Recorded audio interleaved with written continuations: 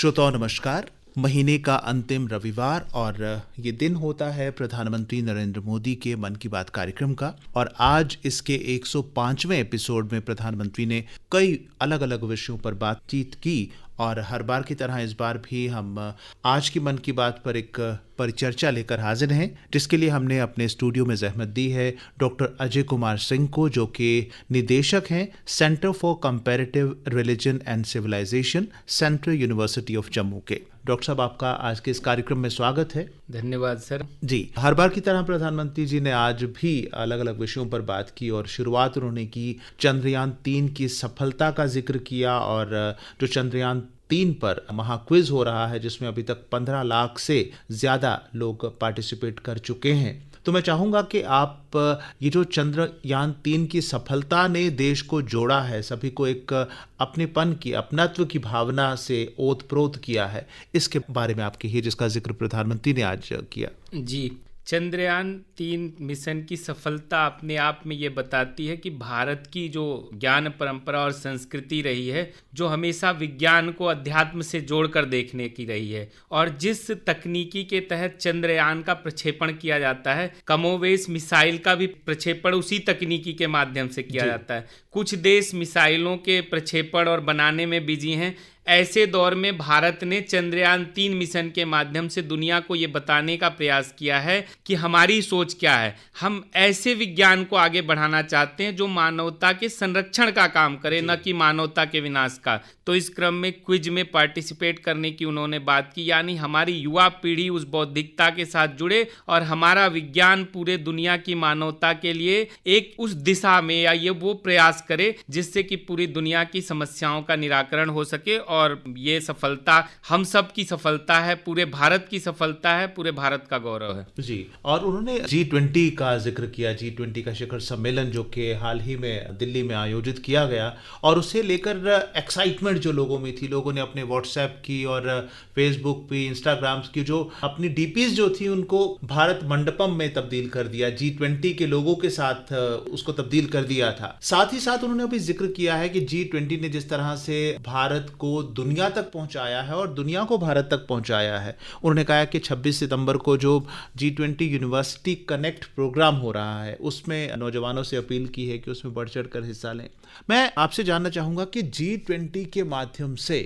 भारत का पूरी दुनिया को एक कुटुंब समझने का जो संदेश है, किस तरह से और कितने प्रभावशाली ढंग से लोगों तक पहुंचा है, दुनिया तक पहुंचा है, और उसकी छाप जो है दुनिया में आज चारों तरफ दिखाई दे रही है। जैसा कि हम सब जानते हैं, प्रधानमंत्री नरेंद्र मोदी जी के शासनकाल में भारत तेजी के साथ अपनी उस गौरवशाली परंपरा को एक बार पुनर्स्थापित करने की दिशा में तेजी से आगे बढ़ रहा है। और कई ऐसे उदाहरण हैं, जैसे अभी आपने पिछले सवाल में चंद्रयान की बात की थी। अब तक भारत ने कुल 424 विदेशी उपग्रह भारत की धरती से भेजे गए, जिसमें से 388 उपग्रह मोदी जी के शासनकाल में भेजे गए। ये बताता है। और जो G20 की आपने बात की, G20 इस बात का संदेश है, वन अर्थ वन फैमिली, जो वैदिक काल से भारत की परंपरा में रहा है कि हम पूरे विश्व को अपना कुटुंब मानते हैं। और प्रधानमंत्री मोदी जी के नेतृत्व काल में एक पुनः भारत की उस गौरवमयी गौरवशाली परंपरा, जिसमें वसुधैव कुटुंबकम की बात की जाती है, उस दिशा में भारत तेजी से आगे बढ़ रहा है।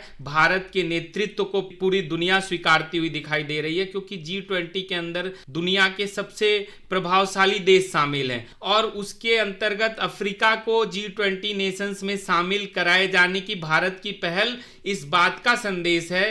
प्रधानमंत्री मोदी जी के नेतृत्व में, कि हम दूसरों को साथ लेकर चलना, सबका साथ सबका विकास और सबका विश्वास की जो उनका एक मंत्र है, वो भी G20 में दिखाई देता है। और उन्होंने एक और जिक्र किया, उन्होंने सिल्क रूट का उदाहरण दिया, जिसको आज जब पूरी दुनिया इतिहास का अध्ययन करती है, तो भारत का जो सिल्क रूट था, जिसमें व्यापार वाणिज्य के साथ साथ धर्म, संस्कृति और परंपरा का प्रवाह भी होता रहा, और हम जहां बैठे हैं यही वो सिल्क रूट का रास्ता था। ऐसे उन्होंने जो एक नया इस G20 में कॉरिडोर दिया है, जिसको इकोनॉमिक कॉरिडोर के नाम से जाना जाएगा, और जो भारत, मिडिल ईस्ट और यूरोप को जोड़ने का काम करेगा। उसके बाद दुनिया का आर्थिक, सामाजिक और सांस्कृतिक परिदृश्य कितना तेजी के साथ बदलेगा, ये भी एक संदेश है कि हमको अपने प्राचीन और पूर्व की जो हमारी उपलब्धियां हैं उससे सीखते हुए पुनः वर्तमान में विश्व को कैसे हम आर्थिक, सामाजिक, सांस्कृतिक समृद्धि का रास्ता दे सकते हैं, ये भी दिखाई देता है। जी,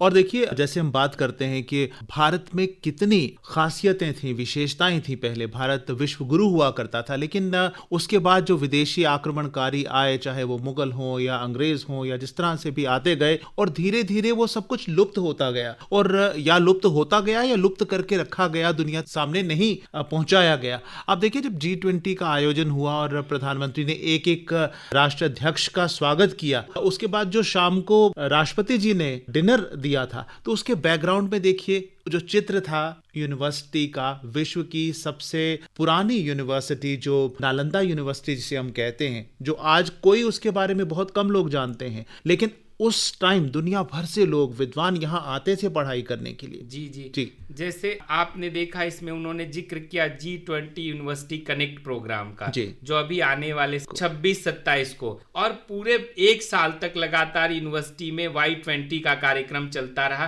कहने का मतलब या जो संदेश है वो यही है कि हमारी युवा पीढ़ी जिसको भारत का और दुनिया का नेतृत्व करना है, उसको अपनी विरासतों से सीखते हुए भविष्य का रास्ता तय करने के लिए और कैसे हम पूरे विश्व को एक दिशा दे सकते हैं। और आपने कहा कि जो उसके पीछे थीम थी, जो पिक्चर्स थी, जिसके उस चक्र का जिक्र आपने देखा, जिस चक्र के साथ सारे दुनिया के लीडर्स अपनी वो सब कुछ एक संदेश था। वो भारत की भारतीयता का, जिसमें वैश्विकता छुपी हुई है, उसका संदेश था, और पूरे विश्व को यह बताने का संदेश था कि सिर्फ हम आर्थिक विकास को दुनिया का विकास नहीं मानते, बल्कि हम अर्थ के साथ समाज, संस्कृति और जो हमारी धार्मिक परंपराएं हैं उनमें निहित जो जीवन मूल्य हैं, उन मूल्यों के संवर्धन और संरक्षण को, और अद्वैत की जो हमारी परंपरा रही है, दूसरे में अपने रूप को देखने की जो परंपरा रही है, उस तरह का जो आतिथ्य भी आपने देखा, इसने पूरी दुनिया को एक नया संदेश दिया है। ये सब कुछ दिखाई देता है जी। और भारत की ख्याति बढ़ रही है, और हाल ही में देखिए वर्ल्ड हेरिटेज साइट में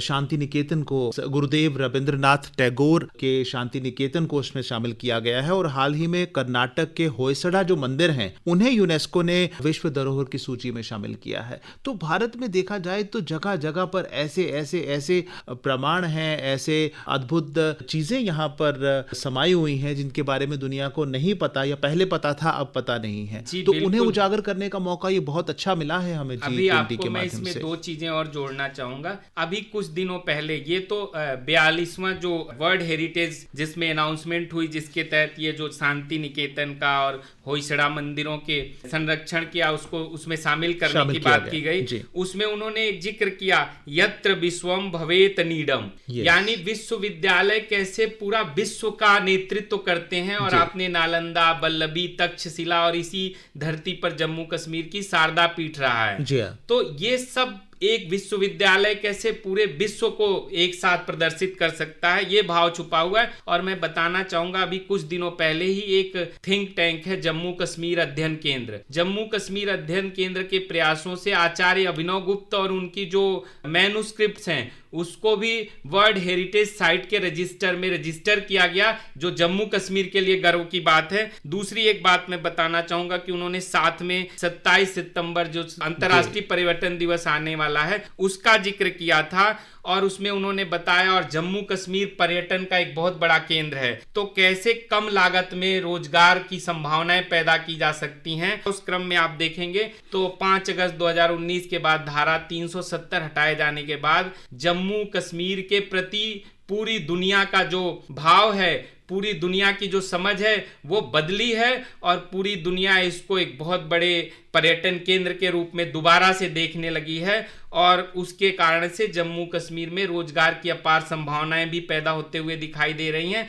और इसमें वर्तमान सरकार का, उसके कुशल नेतृत्व का और इस तरह के प्रयासों का बहुत बड़ा योगदान है। जहां दुनिया जम्मू कश्मीर से डरती थी कि वो आतंक का केंद्र बन चुका है, और आज वो पर्यटकों के लिए सबसे सुविधाजनक और सुरक्षित क्षेत्र बन रहा है, और 1.25 करोड़ से ज्यादा जो है पर्यटन इस वर्ष अभी तक यहाँ पर आ चुके हैं, और हमारा टारगेट है कि ये 2.25 करोड़ का आंकड़ा जो है वो पार करेगा। खैर, भारत की छाप तो दुनिया भर में है ही है, और जम्मू कश्मीर की हम बात करते हैं तो इसे धरती का स्वर्ग कहा जाता है। एक उन्होंने बड़ा अच्छा उदाहरण देकर बताया कि भारत के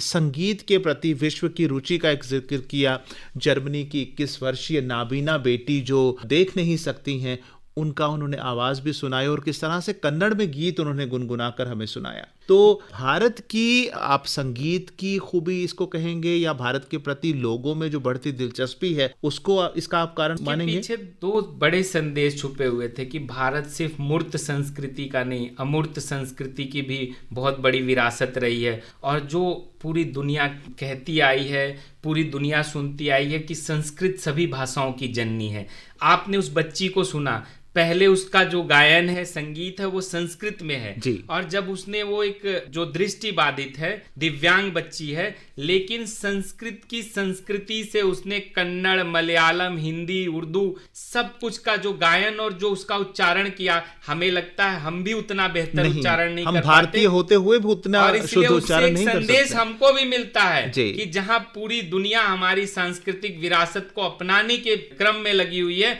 हमें भी अपनी सांस्कृतिक विरासत की चेतना अपने अंदर पैदा करनी होगी, उन चीजों से अपने आप को और अपने बच्चों को जोड़ना होगा। जी। तो जब एक दिव्यांग बच्ची जो नेत्रहीन है, नहीं देख सकती है, वो अपनी कोशिशों से भारत को इतने करीब से देख सकती है, महसूस कर सकती है, तो हम लोग क्यों नहीं? और कहीं ना कहीं आप देखते हैं कि आजकल के बच्चों में पढ़ने की, रीडिंग की आदत जो है वो कम होती जा रही है मोबाइल के इस युग में। तो वैसा ही उन्होंने एक नैनीताल जिले का जिक्र किया, जिसमें कुछ नौजवानों ने मिलकर के एक घोड़ा लाइब्रेरी बनाई है बच्चों में किताबों के प्रति रुचि पैदा करने के लिए, और साथ ही साथ ये जो बहुत दूर दराज इलाके हैं जहां पर सुविधाएं इतनी नहीं होती, बाजार इतने नहीं होते, पब्लिक लाइब्रेरीज वहां पर नहीं होती, तो उनके लिए तो ये नैनीताल के नौजवानों की कोशिश, जो किताबें जाकर गांव-गांव में बांटने की और उपलब्ध करवाने की, इस कोशिश को आप कितनी इंपॉर्टेंट समझते हैं? एक बड़ा मैसेज था, सेवा परमो धर्म, और शिक्षा का जो मेन उद्देश्य है वो सेवा होनी चाहिए जी। और उस पूरे संदेश से ये बात निकल कर आती है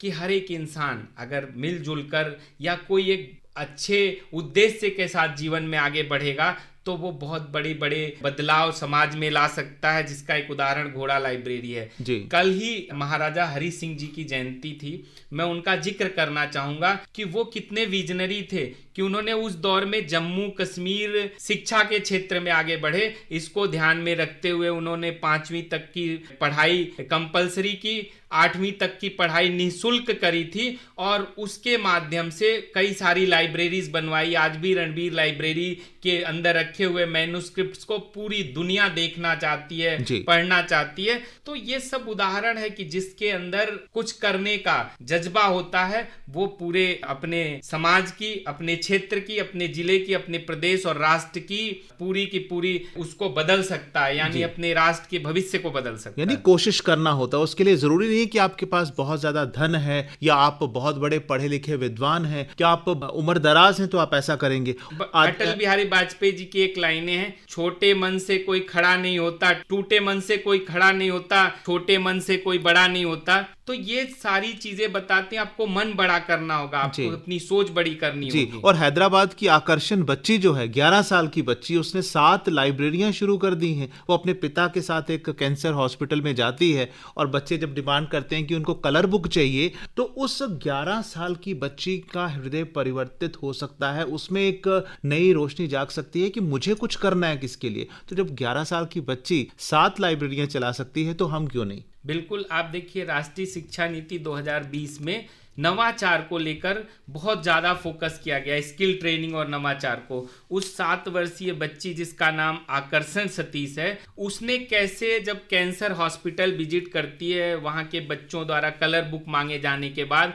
उसके अंदर जो नवाचार उत्पन्न होता है, जो उसके अंदर की क्रिएटिव, उससे उसने 7 लाइब्रेरीज खड़ी कर दी। वो उन सब लोगों के लिए संदेश है जो ये कहते हुए रोते रहते हैं, जो मैं कहता हूँ निगेटिव माइंडसेट के लोग हैं, जो हर चीज में कमियां ढूंढते हैं। उसने कमियों के बीच से कैसे एक रास्ता निकाल दिया और उन बच्चों के लिए जो बीमार हैं उनके अंदर भी एक जोश भर दिया, और जो स्वाध्याय की भारत की परंपरा रही उसको उसने उनके पास तक पहुंचाने का काम किया है। ये बहुत ही बड़ा संदेश है हम जैसे हर एक व्यक्ति के लिए। जी, और ये करुणा, दया, दूसरों के प्रति हमदर्दी, दूसरे के काम आना, ये तो हमारी परंपराओं और संस्कृति में रचा बसा एक गुण है जो हमारे अंदर होता है। और प्रधानमंत्री जी ने एक बड़ा अच्छा श्लोक भी पढ़ के बताया, जीवेषु करुणा चापि मैत्री तेषु विधीयताम, यानी हमें जीवों पर, ये तो इंसानों की बात थी, बच्चों की बात थी, वो जीवों पर, हर जीव पर करुणा दया जो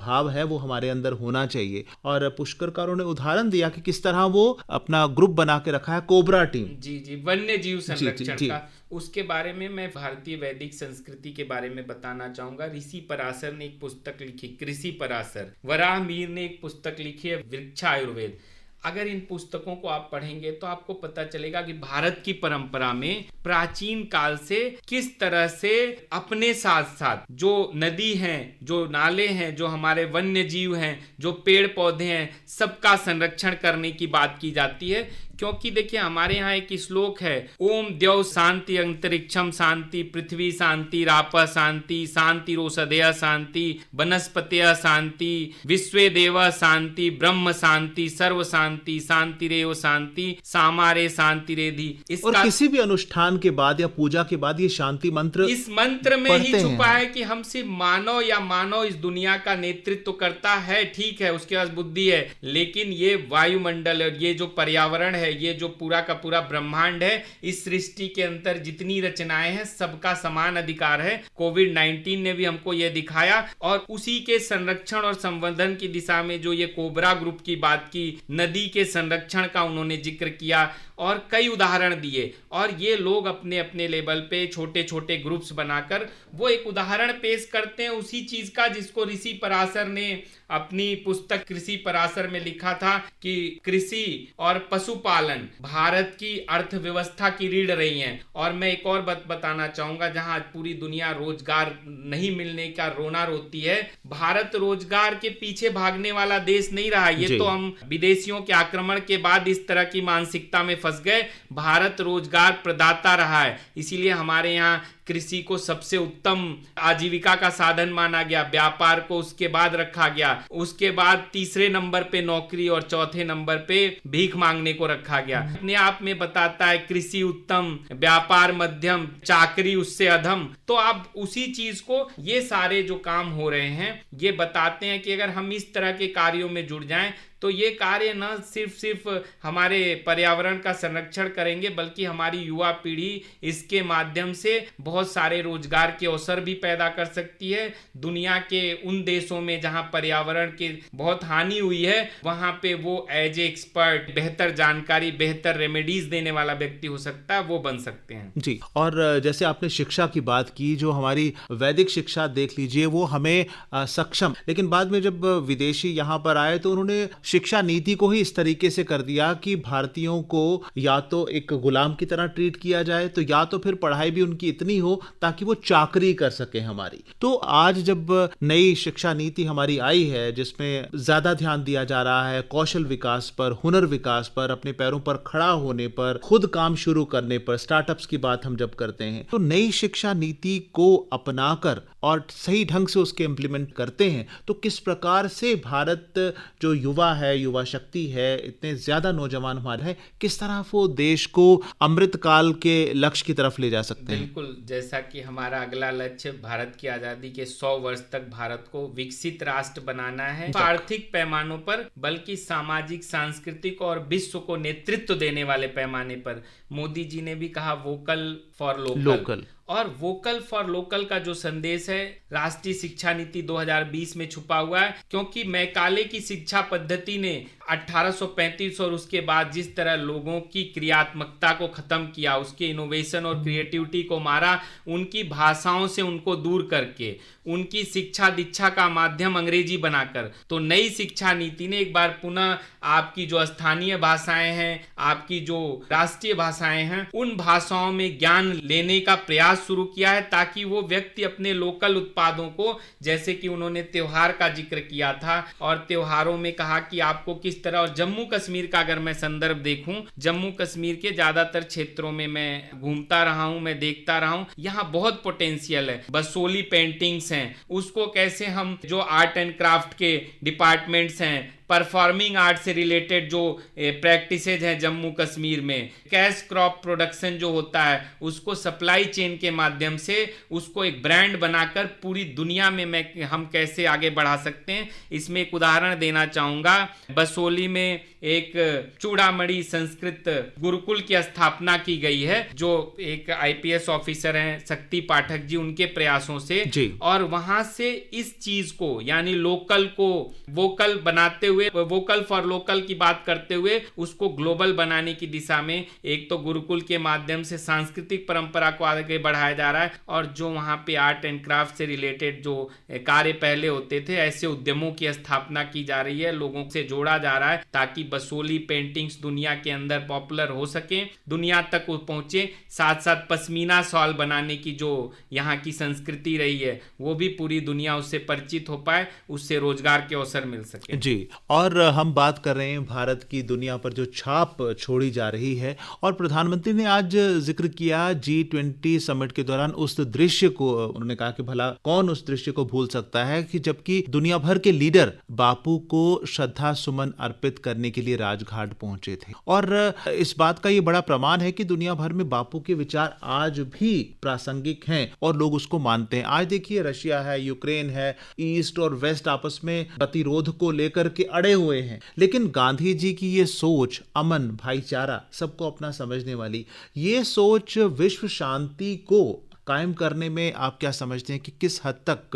कामयाब हो सकती है? बिल्कुल, भारत की यही सबसे महत्वपूर्ण विशेषता रही है, इसीलिए भारत पूरी दुनिया का नेतृत्व, और गांधी जी के माध्यम से ये संदेश है कि भारत हमेशा से ही शांति का समर्थक रहा है। प्रधानमंत्री मोदी जी ने एक बार विदेश यात्रा में भी कहा था, भारत युद्ध का देश नहीं, भारत बुद्ध का देश है। उसके पीछे भी जाएंगे तो जो यम नियम, जो 10 लक्षण धर्म के बताए गए, हमारे यहाँ धर्म का मतलब 10 लक्षणम की बात की गई, जहां अहिंसा, सत्य, अस्तेय, ब्रह्मचर्य और अपरिग्रह, जिससे सामाजिक व्यवस्था का जो ताना बाना है वो शांति प्रिय चल सके, और वही व्यक्ति शांति स्थापित कर सकता है जिसके अंतर्मन में शांति हो। और अंतर्मन में शांति स्थापित करने के लिए हमारे यहाँ शुचिता की बात की गई, स्वच्छता की बात की गई, तपस की बात की गई, जितना आपके पास है उसमें संतुष्ट होते हुए आगे कैसे, यानी संतोष की बात की गई। और स्वाध्याय, जो आप आज के पूरे कार्यक्रम का जो मूल मंत्र था कि कैसे पढ़ाई के माध्यम से, इसी और स्वाध्याय क्यों करना जरूरी है, हमारे शास्त्रों का, हमारे विद्वानों द्वारा कही गई बातों का, गांधी जी, टैगोर जी और बहुत सारे जो विचारक, तमाम जो आधुनिक विचारक रहे उनके विचारों को, क्योंकि ऐसे महान विभूतियों के विचार भी शब्द ब्रह्म बन जाते हैं। और उसके माध्यम से अगर आप रोज अपने बच्चों में स्वाध्याय की आदत डालेंगे तो वो शांति, अहिंसा, सत्य और अस्तेय की भावना के साथ अपने परिवार, समाज और दुनिया को उस रूप में देखने का काम करेगा। तो उसके प्रयास यही रहेंगे कि कितना ज्यादा से ज्यादा दुनिया में हो रहे जो संघर्ष हैं उन पे विराम लगाया जा सके। दोनों के बीच में जो बुद्ध का संदेश है, मैत्री, करुणा, मुदिता और उपेक्षा का, उस संदेश को समाज में मैत्री स्थापित करने में, करुणा की भावना स्थापित करने में, और गांधी उसके बड़े एग्जाम्पल हैं, क्योंकि गांधी ने जैन धर्म से, बौद्ध धर्म से और हिंदू संस्कृति परंपरा से, जिसको मैं मिला जुलाकर सनातन संस्कृति और परंपरा कहता हूं, क्योंकि सनातन की यही खासियत है कि वो आज से हजारों साल पहले भी उस समय और काल के लिए उतना ही उपयोगी था, और उस समय की कही गई बातें आज 21वीं सदी के लिए भी शब्दशः उपयोगी हैं और आने वाली सदियों के लिए। और गांधी जी की बात चली है तो अभी 2 अक्टूबर आने वाला है, गांधी जयंती आने वाली है, तो उसके उपलक्ष्य में प्रधानमंत्री जी ने आज कहा कि 1 अक्टूबर को रविवार के दिन 10 बजे स्वच्छता पर एक बड़ा आयोजन देश भर में होने जा रहा है। देखिए, जब हम अच्छाई की बात करते हैं तो बुराई को खत्म करता है, जब हम स्वच्छता की बात करते हैं तो स्वच्छता जो है आलूदगी, प्रदूषण को खत्म खत्म करती है, यानी वो भी बुराई और गंदगी को खत्म करती है। तो गांधी जी का जो एक स्वच्छता का मूल मंत्र था, आज जिसको आधार बनाकर हम स्वच्छता अभियान चला रहे हैं या कुछ है, उसके प्रति जन जन को जागरूक होना कितना जरूरी है? जी बिल्कुल, देखिए इंडियन स्वच्छता लीग नामक जो कार्यक्रम का उन्होंने जिक्र किया और गांधी जी ने जैसे अस्पृश्यता के खिलाफ बात करी, उन्होंने जो लोग स्वच्छता के कार्य में लगे उनको हरिजन शब्द कहा। और आपके महाराजा हरि सिंह का जिक्र फिर करना चाहूंगा, क्योंकि उन्होंने भी मंदिरों में जो लोग सफाई का कार्य करते थे, उनके प्रवेश मंदिरों में रुके थे, उनके लिए उन्होंने प्रवेश के द्वार खोले और वही सफाई कर्मियों के माध्यम से एक संदेश की हर एक व्यक्ति सफाई कर सकता है, हर एक व्यक्ति श्रम का कार्य करेगा। तो जो स्वच्छता का हमारा मिशन है वो तभी पूरा होगा जब समाज का हर एक वर्ग और तबका इस चीज को अपना कार्य समझेगा और इसीलिए उनसे सीख लेगा। और इसी क्रम में गांधी जी को इसलिए याद किया जाता है कि गांधी जी ने अंतर्मन की स्वच्छता और बाहरी स्वच्छता, और यही भारत की स्वच्छता का संदेश है जो प्रधानमंत्री नरेंद्र मोदी ने स्वच्छता मिशन के माध्यम से शुरू किया था। और अभी हम उसमें बहुत पीछे हैं, इसलिए हम सबको एक नागरिक कर्तव्य के रूप में इसको लेना होगा और एक मिशन मोड में लेके इसको आगे बढ़ाना होगा, यही संदेश है। जी, अभी बातें तो बहुत हैं जो हम कर सकते थे, लेकिन उतना समय नहीं है कि उन बातों को जारी रखें। लेकिन एक सबसे जरूरी चीज प्रधानमंत्री ने आज ये भी कहा कि त्योहारों का मौसम आने वाला है, त्योहारों की रुत शुरू हो चुकी है। ऐसे में वही चीज जो आपने कहा कि वोकल फॉर लोकल और स्वदेशी को अपनाना, अपने यहाँ के बनाए हुए लोगों की चीजों को खरीदना, ताकि हम अपनी अर्थव्यवस्था को मजबूती दें। और हाल ही में प्रधानमंत्री ने पीएम विश्वकर्मा स्कीम शुरू की है, इन्हीं लोगों को, अपने विश्वकर्माओं को मजबूती देने के लिए, उनको सपोर्ट देने के लिए। तो स्वदेशी अपनाना, अपनों के लिए वोकल होना, लोकल के लिए वोकल होना, ये कितना जरूरी है। अब त्योहार भी आ रहे हैं और इन त्योहारों को मनाते हुए ये चीज कितनी महत्व रखती है, अपने आप में गौर रखने के लिए। मुझे लगता है कि हम दोनों इससे वाकिफ हैं। बचपन में हम काफी हद तक उन प्रयासों से जुड़े रहे, लेकिन पिछले कुछ वर्षों में हमारा या हमारी युवा पीढ़ी का इससे थोड़ा रुझान कम हुआ, जिसको कि फिर से दोबारा पुनर्स्थापित करने की दिशा में लगातार संदेश हैं। और हम सब जुड़ भी रहे हैं कि हमें कैसे अपने लोकल बने सामानों को यूज करना है, लोकल जो हमारे आर्टिस्ट हैं, लोकल जो परफॉर्मर्स हैं, उनको ग्लोबल बनाना है। और जो विश्वकर्मा योजना, इसके बारे में मैं बताना चाहूँगा कि ये वो प्रयास है कि आपके क्षेत्र के अंदर रहने वाले जो आपके यहाँ की लोक संस्कृति और लोक परंपरा है, उसको पुनर्जीवित करने के लिए, उसको जीवंत बनाए रखने के लिए विश्वकर्मा योजना के तहत 1 लाख का अनुदान से शुरुआत की जा रही है। अगले 3 महीनों में अगर वो उस अनुदान से अपनी संस्कृति और परंपरा या जिससे वो जुड़े हुए हैं उसको आगे बढ़ाते हैं, तो पुनः 2 लाख रुपए भारत सरकार, और मात्र 5% सूद के ऊपर वो उपलब्ध कराया जाता है। इवन कि कोई उस पे पहली बार जो 1 लाख दे रहे हैं उसमें कोई भी इंटरेस्ट भी नहीं होगा, विदाउट इंटरेस्ट। उनका अगर कार्य अच्छा रहा तो फिर विदाउट इंटरेस्ट 2 लाख रुपए दिए जाएंगे। और साथ ही साथ उसमें सबसे बड़ी बात है कि तुरंत 200 कलाकारों को चिन्हित करने का हर एक क्षेत्र को ये जिम्मा दिया गया है प्रशासनिक अधिकारियों के। उसमें आपकी और हमारी भूमिका भी महत्वपूर्ण है, क्योंकि प्रशासन को कई बार ऐसे कलाकारों की जानकारी नहीं हो पाती है। तो हम सबको भी एक जन जागरण के रूप में इसे लेना चाहिए। और आपके आसपास कोई लोक संस्कृति को आगे बढ़ाने वाला गायक, कोई वाद्य यंत्र बजाने वाला व्यक्ति रहता है, तो उसको आप इस योजना से जोड़ने में मदद कर सकते हैं। और इस योजना के माध्यम से हमारी जो भारतीय संस्कृति, जो एक तरीके से ग्रामीण परिवेश से निकली हुई संस्कृति है वैदिक काल से, उसको हम वैश्विक परिवेश तक पहुंचा सकते हैं। और विश्व को जो संगीत हमने सुना, उसी बात पर अपनी बात खत्म करना चाहूंगा कि उस संगीत ने हमें ये बता दिया कि एक बच्ची जो भारत नहीं आई, लेकिन उसने भारत की उस संगीत से अपने को जोड़ा, तो उसने अपने जीवन की जो भी बाध्यताएं हैं, जो भी कमियां हैं, वो उससे काफी दूर हो गई और आज पूरी दुनिया उसकी तरफ देख रही है। और जर्मनी के विद्वानों ने भी बहुत पहले भारत की संस्कृति की जो विरासत है उसको समझा था और तमाम जो ग्रंथ हैं उनका अनुवाद किया था। जी, डॉक्टर अजय सिंह जी, हमारे अनुरोध पर आप अपने बिजी शेड्यूल से समय निकाल कर यहाँ पर आए और आज प्रधानमंत्री के मन की बात के 105वें एपिसोड पर आपने चर्चा की। आपका बहुत बहुत शुक्रिया।